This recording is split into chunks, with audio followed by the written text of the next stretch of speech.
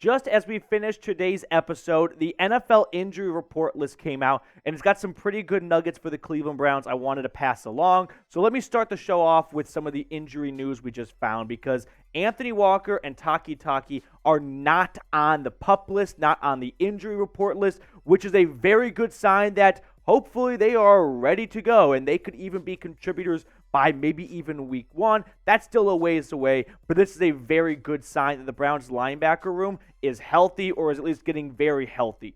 There were some Cleveland Browns players that did end up on the PUP list. Mike Woods, that's no surprise. He tore his Achilles working out with the wide receivers and Watson a few months ago. Anthony Schwartz, that does surprise me. He must have gotten nicked up while also working out in the offseason, because he only had a concussion to end last year, and that probably didn't carry over till now. And then offensive lineman Colby Gossett also on the PUP list to start the season. Now, the PUP list is the physically unable to perform list. Players can come off that at any time, but that is the injury report going into training camp. Now, let's break down the latest Browns signing.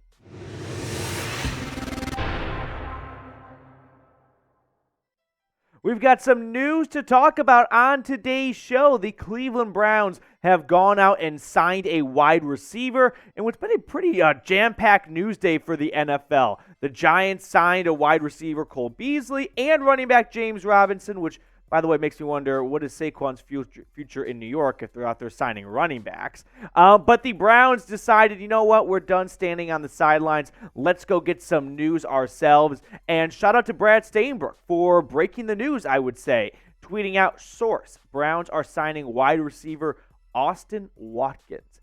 I probably had the same reaction that everyone watching right now had. Who? Never heard of this guy, and I'm not going to pretend to know I know everything there is about Austin Watkins. So allow me to share what notes I was able to kind of, gather from his Wikipedia page. The former USFL champion, so another guy that knows a thing or two about winning with the Birmingham Stallions this past season, will be on the Browns training camp roster. He was a UDFA back in 2021 coming out of UAB. He eventually signed with the 49ers, but he never got past training camp or anything like that. There is no NFL experience in the regular season for Watkins. Now, he does have some nice accolades. He had a very successful career, and we'll look at some stats of his from UAB, but he was first-team all-conference for Conference USA back in 2020. So Watkins has some success in his football career, but make no mistake, this is not a move to make the 53-man roster. I mean, I'm sorry, Watkins. Hopefully you can prove me wrong and go on an absolute tear in the month of August. But don't look at the signing and go, oh, wow, well, does this mean David Bell is not making the roster anymore? No, this is merely a training camp body. This is just someone because they need to run drills. And I'll be honest, another wide receiver caught me by surprise because they already have a lot of guys to run drills. But this is the NFL, and the Browns, like every other team, are always looking for more talent. They are always looking to improve and upgrade. So if Andrew Berry thinks this guy might be even a valuable practice squad addition, he will do his homework. And if he thinks he is better than the 90th guy on their current roster, they will go out and make a move. Now, off the top of my head, the Browns have an open roster spot. I wonder why. A certain defensive tackle is no longer on it. So don't expect to see a corresponding move to make room for this, right? The Browns had an open spot, and I guess they have a big whiteboard with a lot of names on it, and Austin Watkins was the next man up. So when a spot opened up, they gave him a call, and they figured, we have 90 spots. We might as well use them all. Now, when you look at Cleveland's wide receiver room, this is what I was talking about. It's so crowded. It's unfortunate for Watkins because he's getting a chance in the NFL, and that's great to see. Shout out to him. Good for him, working, putting the hours in and whatnot. But he ain't making this roster, right? It's just calling it what it is. Amari Cooper, Donovan Peoples-Jones, Elijah Moore, Marquise Goodwin, Cedric Tillman, and David Bell, in my eyes, are all locks to make the roster, meaning it does not matter if they have the worst preseason and training camp in the history of the NFL. They are going to make this roster. Jakeem Grant, Jalen Darden, Dalen Baldwin, all guys also competing for a roster spot. So Watkins files in as the last man in the totem pole.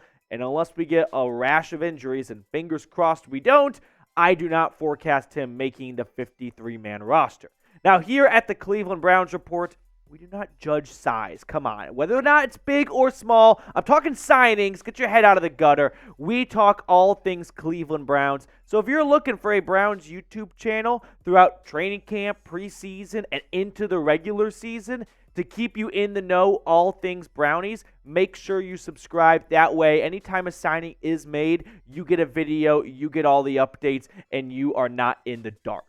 Now, I promised some Austin Watkins stats, and I found it. It took some time. USFL stats are not easy to find.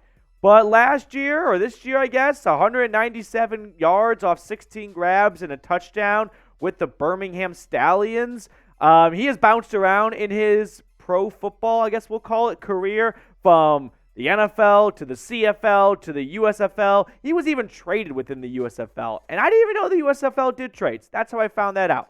I guess it makes sense, but I just never thought of like USFL trade rumors. I don't know. But in his collegiate career down in University of Alabama, Birmingham, 98 grabs for 1,600 yards and 9 scores through 25 games for the Dragons. By the way, can we just take a moment to acknowledge the Dragons? Top 10 underrated college football nickname. I don't know if there's anything better than being called a Dragon. So shout out to UAB, I guess. But those are Austin Watkins' stats, the ones I could find and get on screen for you guys here. I guess this is, to kind of go full circle, a good camp body, right? If the Browns think he's got some potential, who am I to say he's not a good football player? Because hand up, I haven't seen him play a minute of football. But I am kind of lost that when they did have an open roster spot, they decided, let's add another wide receiver. I would argue the one position they are absolutely loaded at, set at, and there is no room for anyone else. They decide, we're going wide receiver. Not defensive tackle, not linebacker, not running back. But they decide, you know what? We're going to go out and get a wide receiver. But it is the 90th guy in the roster. At the end of the day, this really isn't going to make or break anything. Had they signed a defensive tackle, I think he would have had a better chance of making the roster than any wide receiver added. But even that would be a long shot unless it was a bigger name. So signing a former USFL player at any position was going to be a long shot. But when they added a cornerback like 2 weeks ago and a wide receiver today, those were probably the two positions that if you asked me a month ago, hey, what are the least likely spots they add someone at? I'd probably go, they're pretty set at wide receiver, and they're pretty deep at corner. And Andrew Berry just said, no. We're adding 2 more of those positions here. But I would love to see the Browns go out and sign a defensive tackle. And if you're with me, let's get the me's going in the chat right now. Type me down in the comments section if you want to see Cleveland add another defensive tackle. Because last year, you could make a good argument that at the root core of the 2022 Cleveland Browns demise was the Falcons and Chargers game. 2 blown leads, 2 blown opportunities. And what was the issue in those games? Run stopping. And I would like to not see them, they're not mailing it in this year. They got Dalvin Tomlinson. By no stretch are they mailing it in. But I'd like to see them go above and beyond, right? Really overachieve and not have any sort of doubts about this Browns interior defensive line going into the 2023 season. Before we get you guys on out of here, you know the drill. It is pick a card time. And for the first time in Cleveland Browns Report channel history, we have producer Tyler Smith solo. Everyone clap it up. It's not easy pushing all the buttons to get all the bells and whistles on screen. But Tyler Smith, or Smitty, as we like to call him here, did one heck of a job today. Knock on wood, he'll finish it strong. So I would be honored to have you pick a card, Mr. Smith. Thank you, Petey. I very much appreciate your kind words and encouragement and help. I'm going to pick a card here. Let me get the King of Clubs. King of Clubs. Little Browns Report history, I won off the King of Diamonds. So you're in good company right there in the Red Kings. The Red Wedding. That was not good. I will go with the 9 of... No, I don't want to do the 9. I don't want to do the 9. I want to do the 2 of Hearts. 2 of Hearts. Okay. 10 of Clubs. 10 of Clubs. Couple losers here on a Friday afternoon.